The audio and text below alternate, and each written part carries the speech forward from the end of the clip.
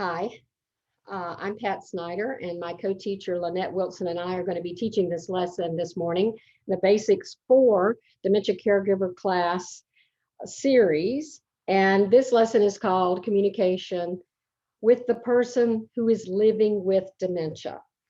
And we are drawing, a lot of this is our own invention, but we're also drawing from the wisdom of Melanie Bunn, who's a dementia caregiver educator with Dementia Alliance of North Carolina, Teepa Snow, whom a lot of you already know about as a dementia educator, Helen Whitworth, who's written a number of books for Lewy body dementia caregivers, as well as Lynette and myself. So let's dive into communicating with a person living with dementia.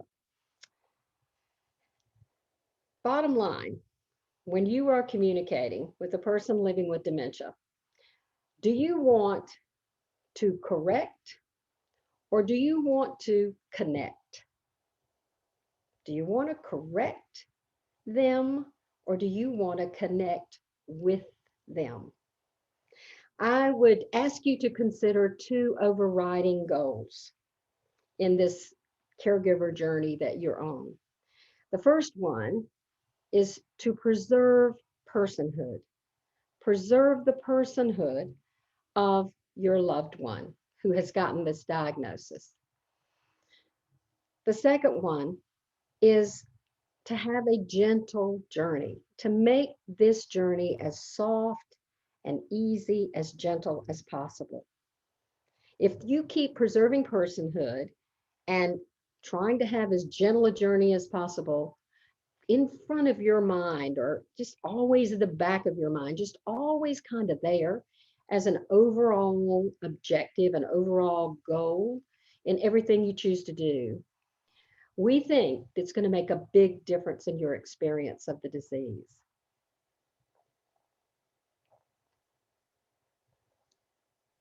I'm going to speak to you now as if I am the person living with dementia. I'm still me. I have the same likes. I've got my same personality. Or maybe I have an opposite personality from what you're used to. Okay, I'm forgetful. I'm slower.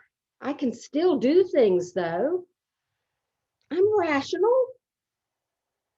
I'm an adult and I deserve respect. Pain. I may not even feel pain, but I can act out when it happens. And that's how I might be letting you know that I've got some pain somewhere. I process fewer of your words now. I'm absorbed in my own stuff, my view, my feelings, my needs. Everything is black or white with me. It either is or it isn't. I also add your feelings to mine and I combine them into one big muddled patch of feelings. Your body language and your facial expression matter more to me than your words do. Even in the early stage, I might not hear one out of every 4 words that you're saying to me. In the moderate stage, I might lose my consonants so that I only hear vowels.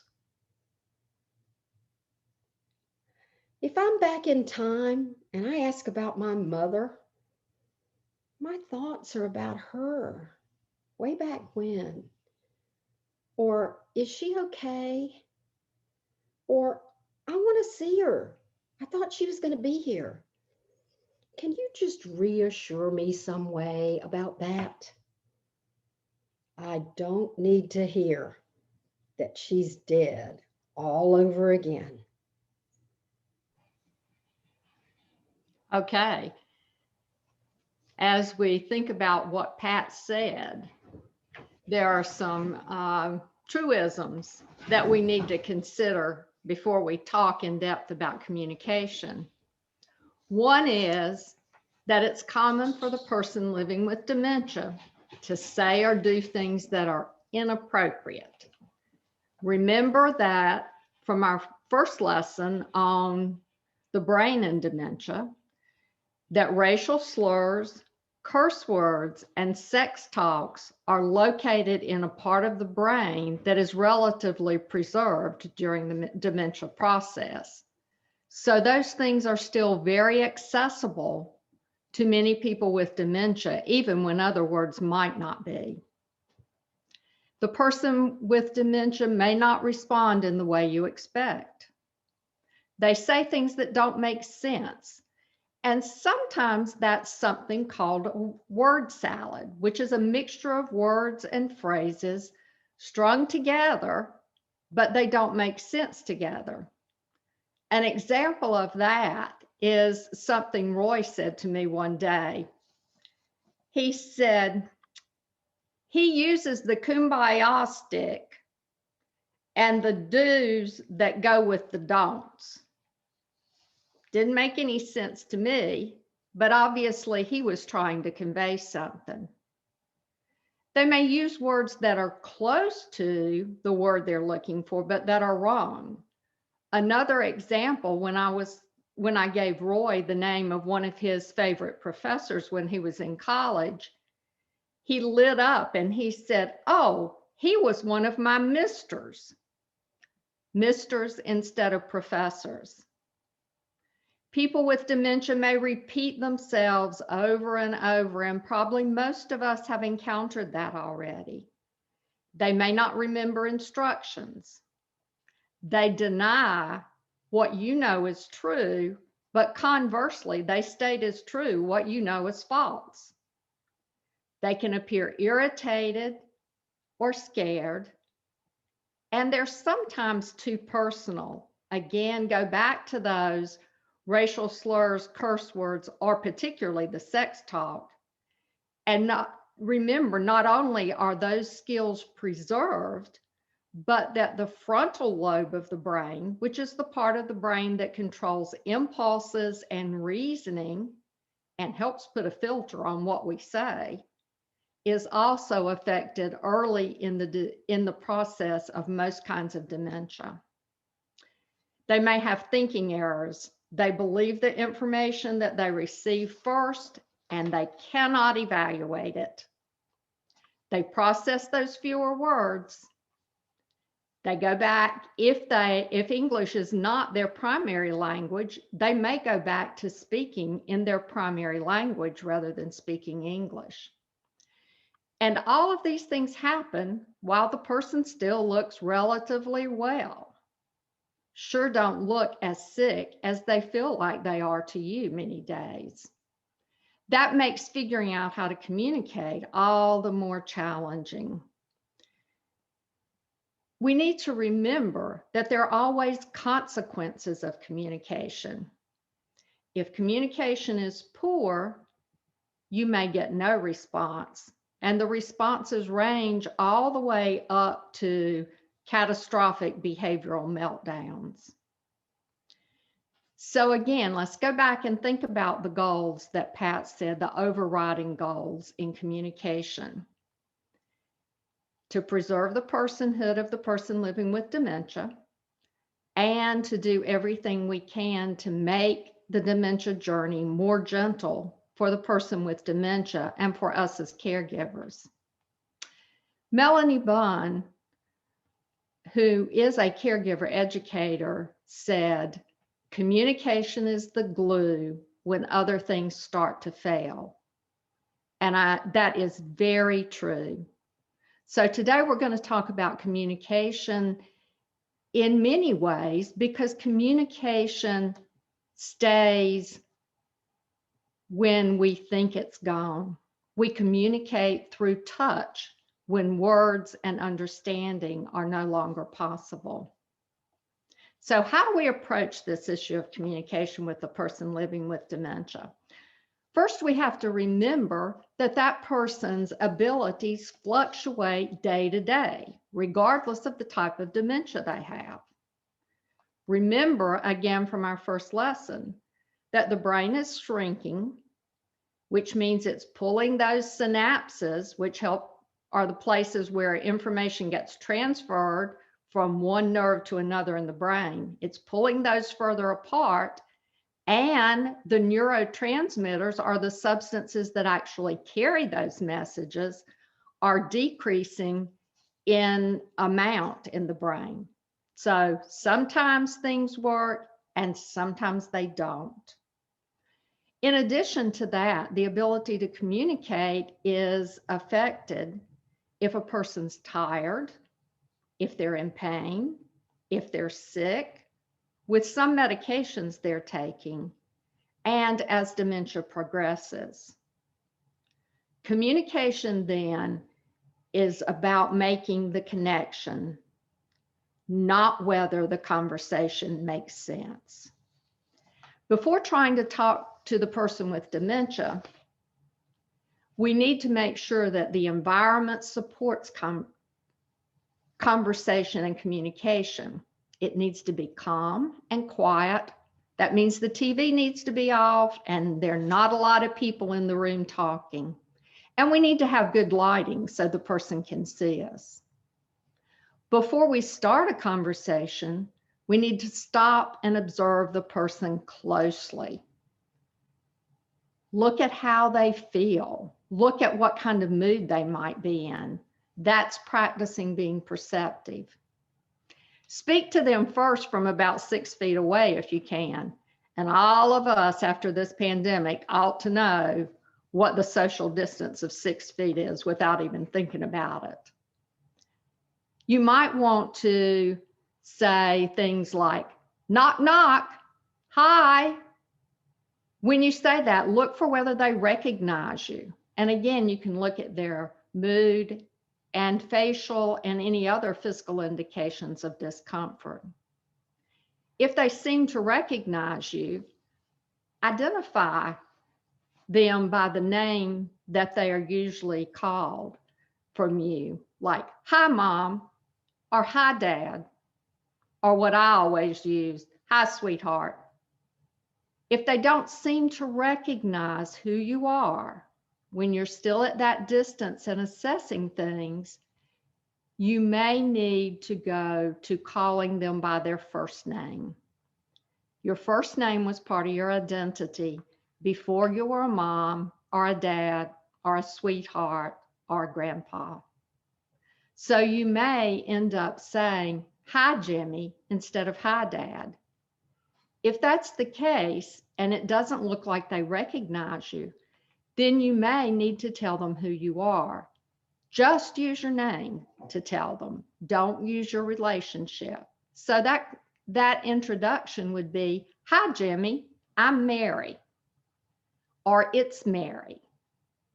Always approach the person slowly and from the front if possible. Remember, again, we've talked about the fact that people with dementia have a limited visual field.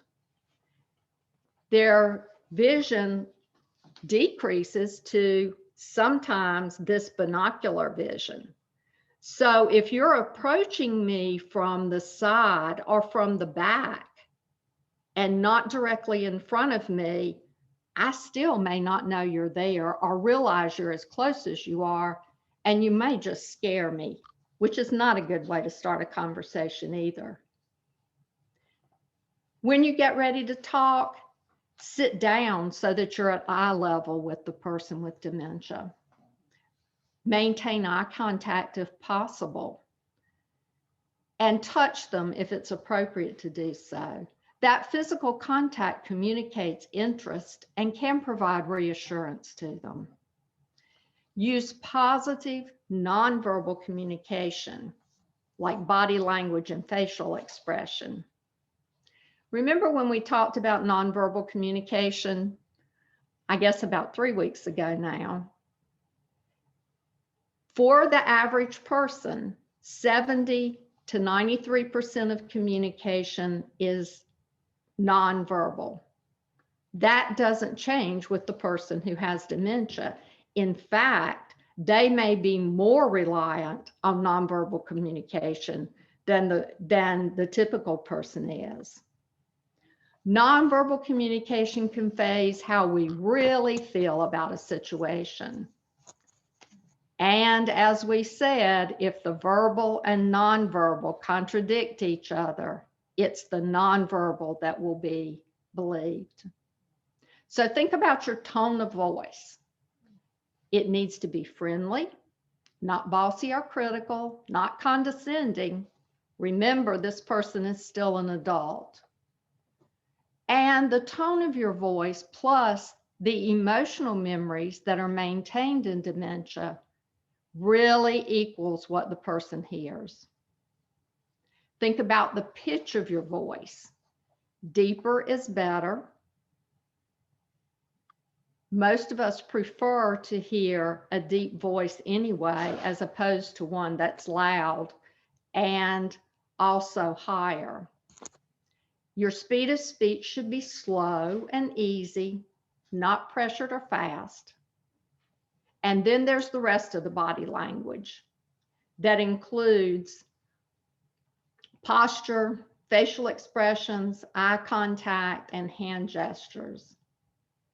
Make sure they stay calm, open, that you look interested. And again, you may touch the person to help convey that interest.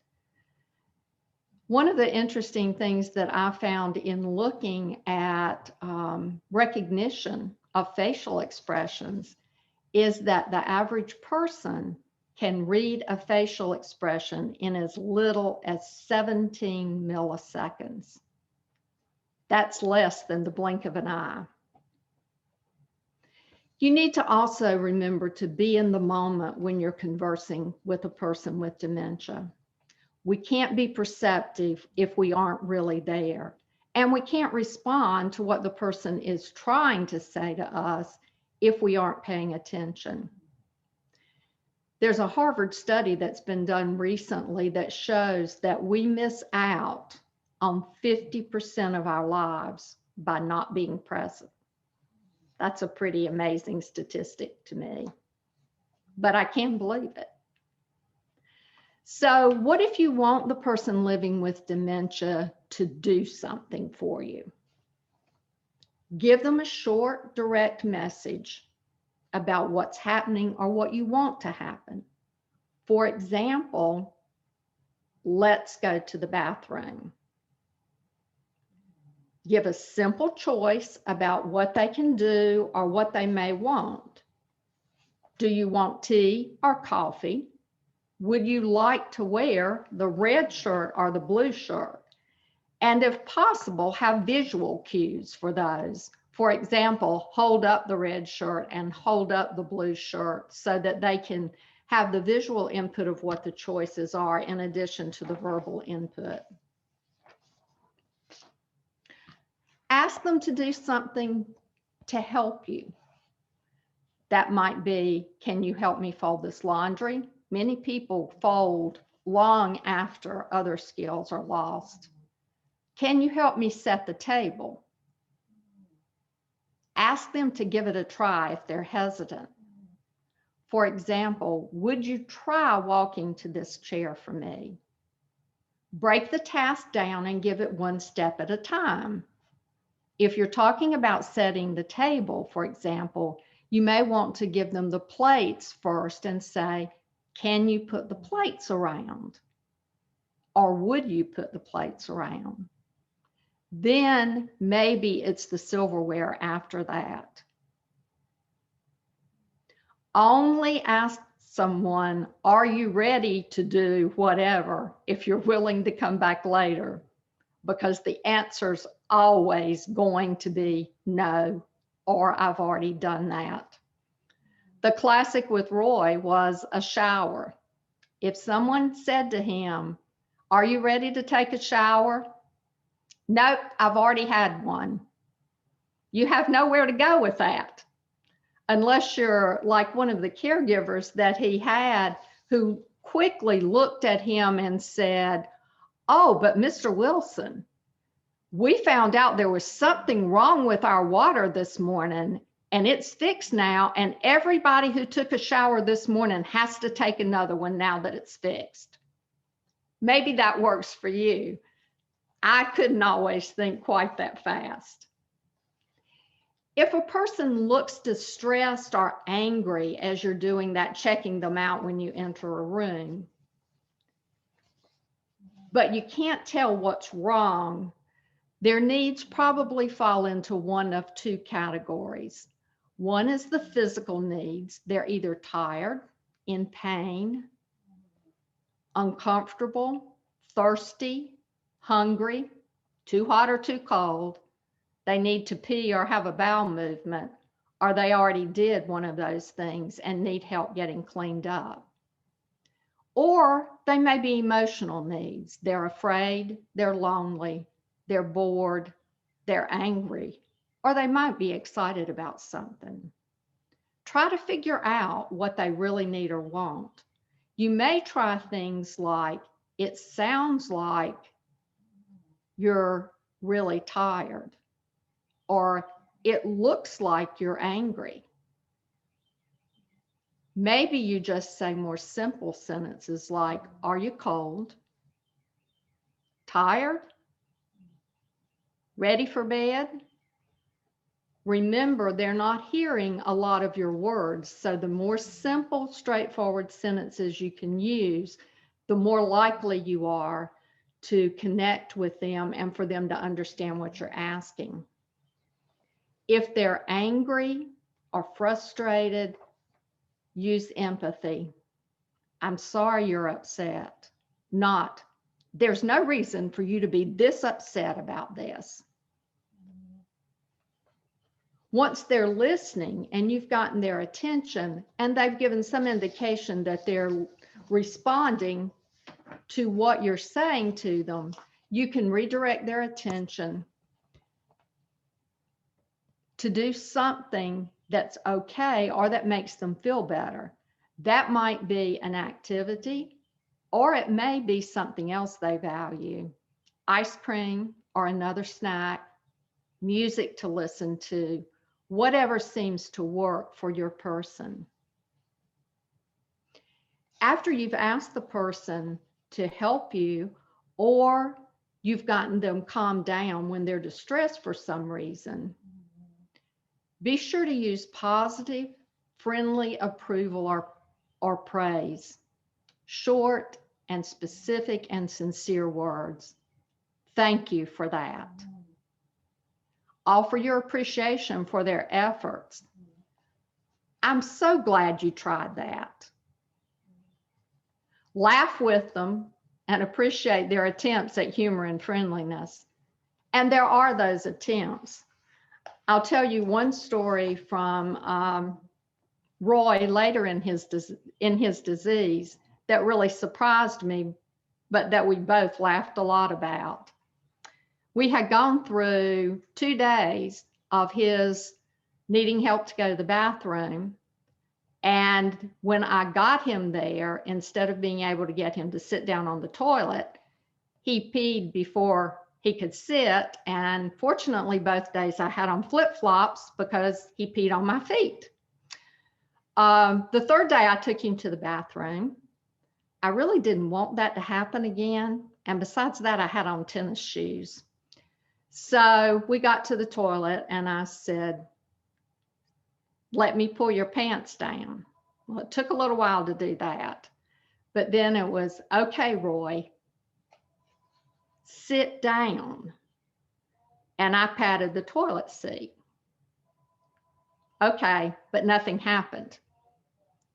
So I took his hands and put them on the side of the rails that were on the side of the toilet to help him get up and down, which was frequently a cue for him, and said then again, okay, sit down now.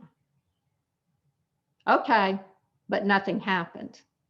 After we had done both of those a few more times, I was getting a little concerned and a little irritated. And I said to him at that point, Roy, sit. And he looked up at me and went, ruff, ruff. So I didn't care at that point in time where he peed. I was bent double laughing, and so was he. So you have to enjoy those times that you connect, even in unexpected ways. We've talked about using touch a couple of times. Remember that some people don't like to be touched, and particularly when they're agitated. If someone's agitated, sometimes touching them makes them become much more physical. For example, think about when you're upset and somebody tries to touch you and you're really angry, what's the first thing you do? Get away from me. And in doing that, they sometimes hit you, even though that's not what they meant to do. So be careful about their personal space and touch when they're distressed or when they're being forceful about something. Let's say you don't need to get the person to do something and you're not asking for help and they're not agitated or distressed, but you just want to sit down and have a friendly conversation, a regular conversation with them. Make sure you go slow. Go with the flow of where they are and what they start talking about. And this is back to what we've talked about before about being an improv actor.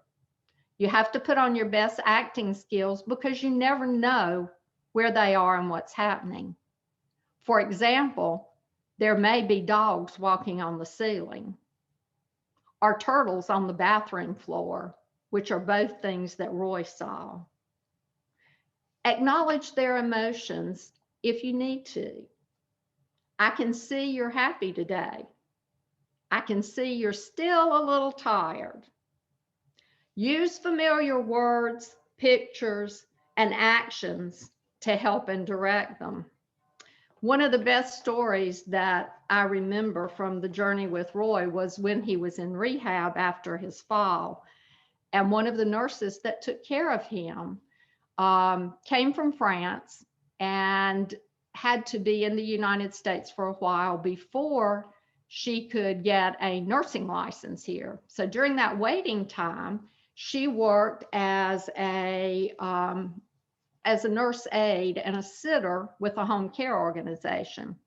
And she told me one night that one of her first experiences was taking care of a man who lived alone, and that he said to her one evening, "I've got to take a leak." And she went to the refrigerator to look to see if there were any leaks in the refrigerator, and went back and said, "There are not any leaks." He said, "No, I have to take a leak." She went back in the kitchen and looked everywhere again, went back to him, "But there are no leaks here." After the third time of his saying this and her having no idea what he was talking about, he said, "Never mind, it's too late now." So think about what words that person has used to describe things in the past and try to stay with those words. Be prepared always to have the same conversation over and over again, but stay interested and look friendly. Don't argue with the person with dementia if you can avoid it at all. Arguing is not going to change anything. Remember, they are very concrete and they believe what they believe. So you're not going to change them by arguing, but you are likely to make them more upset. At the same time, you can't let them get into a dangerous situation. So you may have to really work on distraction or other ways to keep them from doing something that's not appropriate for them to do. Be prepared that any conversation may result in some kind of emotional outburst that you couldn't anticipate. And try to move on to something, again, they want to do or they like, so that you don't get caught in that emotional outburst. Remember all the time that they're doing the best they can, just like you're doing the best you can. So again, you both have to go with the flow. I want to talk in kind of winding up this section of the class about two specific things that come into play sometimes with people with dementia. The first is capgras syndrome. which is a belief that someone they know has been replaced by an exact duplicate or an imposter. And it's usually the person they're around the most who becomes the imposter. Capgras is a visual defect. We're not sure why it happens, but it seems to be related to how the brain interprets its memory of faces. If that happens, remember that the issue is visual. So use your voice first. Say hello to someone before they see you, when you're still out in the hall or in another room. You might say, "Hi, honey, I just got home and I'm coming in to see you." If that doesn't work, another option is to use somebody else in your family to help identify you, whether it's on a phone call or the person is there physically. They may want to say, "Hey, Dad, this is Mom. Mom just came in. Can you talk to her for a little while?" Or can you talk to her on the phone? And after he talks to her on the phone, she can keep talking as she comes into the room. So think about the fact that you're trying to overcome the visual problem, and that the best way to do that is to use verbal skills and verbal prompts. Then there's the issue that we've talked about before of what some people call therapeutic fibs. Some other people call them lies, and have a really hard time dealing with telling someone what they considered a lie. We had a caregiver who had that problem. Think about it in this way if you are having that difficulty. You don't have to tell the person a lie, but you don't have to tell them every bit of the truth either. For example, Roy frequently asked me how his mom was doing or how his dad was doing. And my response would be, "Gee, I haven't talked to them today, but the last time I talked with them, they were fine." I didn't lie. They've both been dead many years, but neither did I tell him that they were dead, because that, as Pat said when she was the person living with dementia, was not something that he needed to hear and to relive the pain of and be confused about at that point in time. So there are ways you can divert that without feeling like you're lying to the person. And let's go back and think about how Pat began this. Okay. The real issue over and over is, do you want to correct or do you want to connect? Amen. Okay. If what you're doing is not working, then stop. Don't keep repeating the same wrong choice that doesn't work over and over and over again. Just stop. Back off. Give yourself and the person living with dementia some space and some time to reset. For yourself, take some deep breaths. That sounds simple, but it really does help you calm down. Refocus yourself. You may want to pray. Send up a quick arrow prayer. Lord, help me. Help me refocus. Calm me down. And then once you've had a chance to refocus, then re-enter trying some of these techniques, which Lynette just so beautifully described. Just go in there and try again. Don't give up. And one of the most magical things that you can do that I did, and I know Lynette did over and over again, are Teepa Snow's 5 ways to say, "I'm sorry." So let's go over those together. I'm sorry. I was trying to help. Or I didn't mean to hurt you. Or I didn't mean to startle you. I was trying to help. Or I'm sorry that I made you feel angry or sad or anxious or frustrated. Or I'm sorry the way I spoke to you or the way I behaved made you feel stupid or incompetent or just less than. You're one of the smartest or most competent people I know. I'm sorry I treated you like a child. I had no business doing that.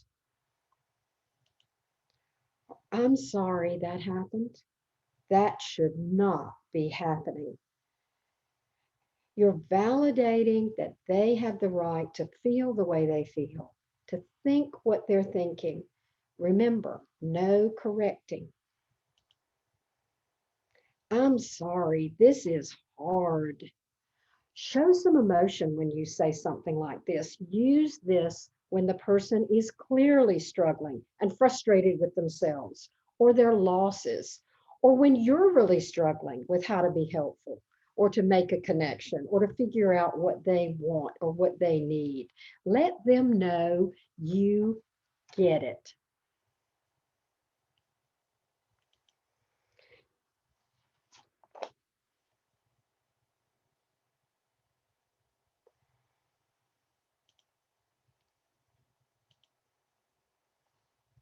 The last thing I want to say to you is, what are those stressors? What are those triggers?